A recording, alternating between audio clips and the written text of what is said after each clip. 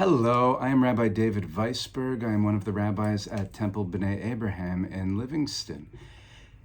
This week in Parashat Bechukotai, we are taught that God wants us to do the mitzvot, of course, and should we do them, we will receive blessing. And the Parsha tells us about all sorts of wonderful things. And should we not do them, God help us, or not. Instead, we get a litany of curses, far more than those blessings. And as moderns, we look upon these curses with disbelief or concern, and a lot of folks are completely put off. If I don't do that thing that God asks, are we going to die? Are we going to get these awful things? That doesn't seem like the God I wish to connect with. Fortunately, we have other ways of looking at this text. And Maimonides himself has a different way of looking at it. He recognizes that at the point of receiving these instructions, the Israelites are in their infancy. And with young children, you need to make sure that the rewards and that the consequences are clear. Children need those boundaries. And so we needed them.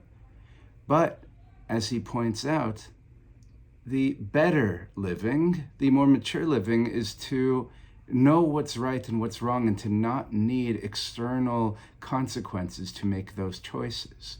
And so, once we have matured as a Jewish people, we understand that doing a mitzvah, doing the right thing, is a reward in its own right. It's what we should be doing.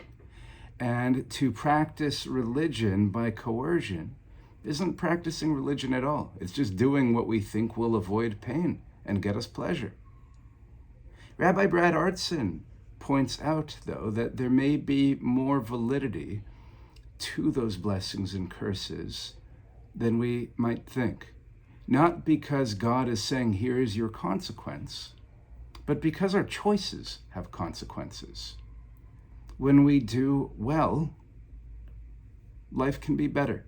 The world around us can be better. And when we do bad things, we will feel that impact.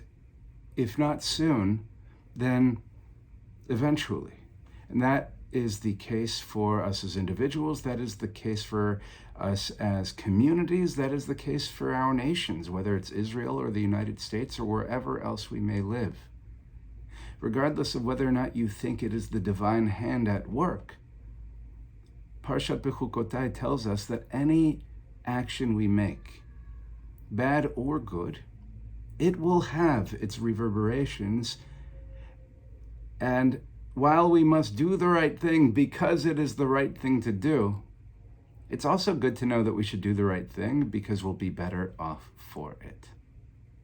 Shabbat Shalom.